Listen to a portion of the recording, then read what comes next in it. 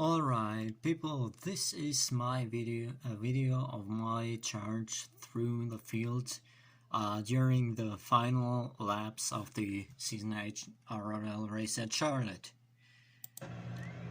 I started in 7th position there, and yeah, here we go. During the restart I lost 3 spots, one to Nicholas, one to Rusty, and one to Dr. Pepper. The restart was terrible for me. However, yeah. Let's see how it ended.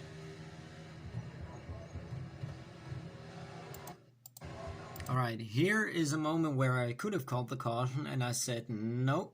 I do not call the caution because A, it was only one car that spun, B, it did not collect another car. Well, he touched Dr. Pepper, yes, but Dr. Pepper was able to continue, so it wasn't a big deal for me, and he didn't really lose a lot, as he was already in the back of the field, so I said that's not worth of caution. Let's continue the racing because the restarts and everything that happened under caution, in my opinion, was total chaos, carnage, call it whatever you want.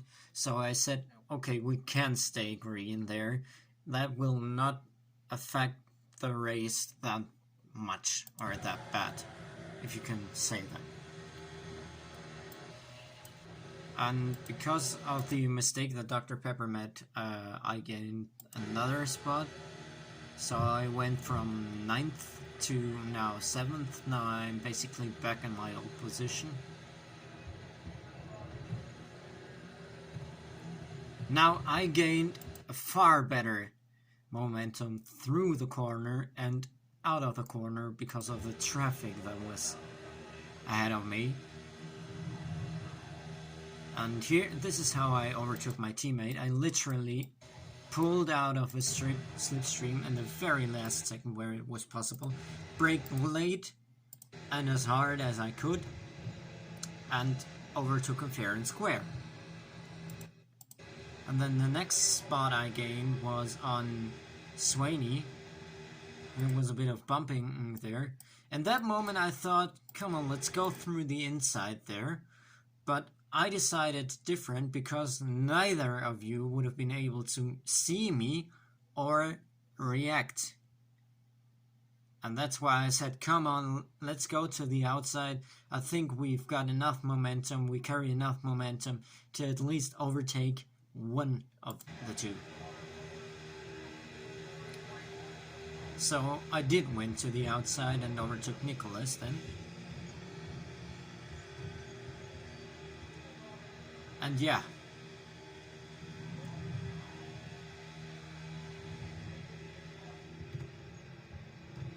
Now Swaney got a little bit wide, and that's how I gained another spot. So I was up in 4th position.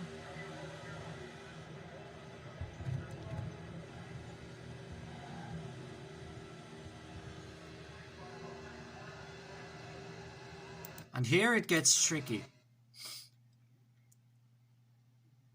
It was definitely an accident worth of a caution. However, I did not throw the caution because every restart so far, as I've said before, was chaos. There were accidents, there were people yelling at each other, bumping each other, in an unnecessary manner. So I said no.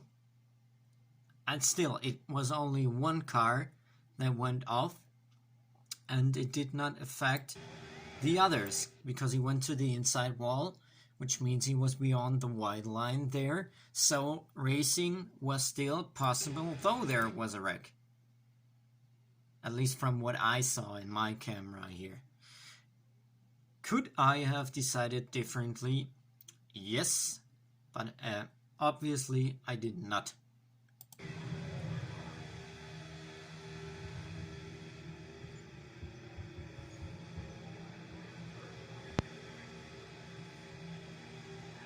And that's how I gained second position because of another mistake, 2 mistakes in one lap by one car by Colin Cohen. Yet again, there could have been a caution, and now looking at it, there should have been a caution. Yes, by looking at it now, it was a mistake not to throw the caution out. And I do apologize for it, because it was a mistake. Yes, I didn't see it like that when the action took place. Yeah, that's my mistake. However, let's continue here. At that moment, I said we still don't need a caution because, again, the car crashed to the infield, so the racing line was still clear. That's why I did not throw the caution. And now you can say I only throw cautions if it is to my advantage. Let me explain something to you. First of all, had I thrown the caution, there would have been nothing in between myself and Francesco Bastiglia. I made my charge through the field pretty easily because people made mistakes, and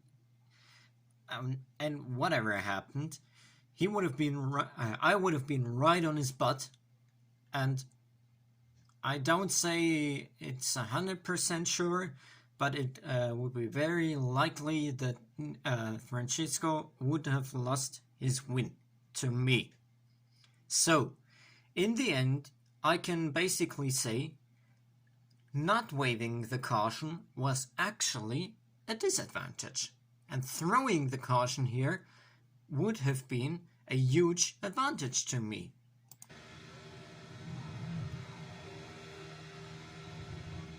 Well, considering the fact that we would have very likely restarted the race with some 2 laps to go, I think. And we would have had the caution come out now, we would have had another restart. And with that, we would have had carnage. That's why I refused to do that. And not because I was in second place and had the opportunity to still catch another victory. Because if we had the caution and the restart, I would have caught Francis Bastiglia. Not 100% sure, but likely.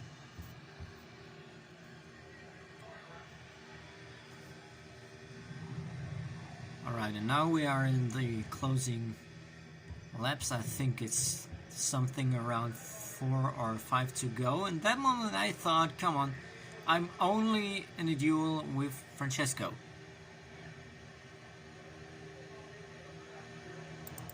However, my teammate was right behind me. And that's important, coming to the white flag there, because look what happens in the next laps.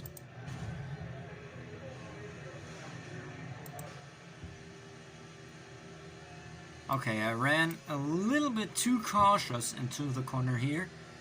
That's why Nico again gained time on me and nearly spun me here. And then again, he dived in, fair and square. It was close.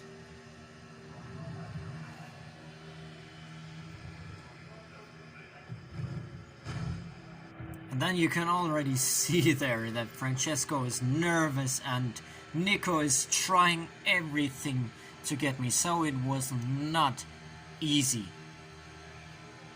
As you can see here, he tries everything. The last lap he tried it on the inside, this time he tried it on the outside. There, did not pass me. But he was right on my rear. Right on my back. And now we go to the white flag. As you can hear, he literally bumped me, my teammate. But that kind of like gave me a shot on the straight there, so I thought, come on, go for it, go for it, go for it. Never mind your teammate, go for it. And then Francesco made another mistake, and I said, come on, go for it, maybe you'll catch him. I dived in, had the better line, had the better momentum there, and then in that moment Francesco went a little bit wide, right here, just a bit, and I said, go harder, go hard, go inside, try it. And yeah, and by the way, that was the last lap, so this was the run to the finish line there.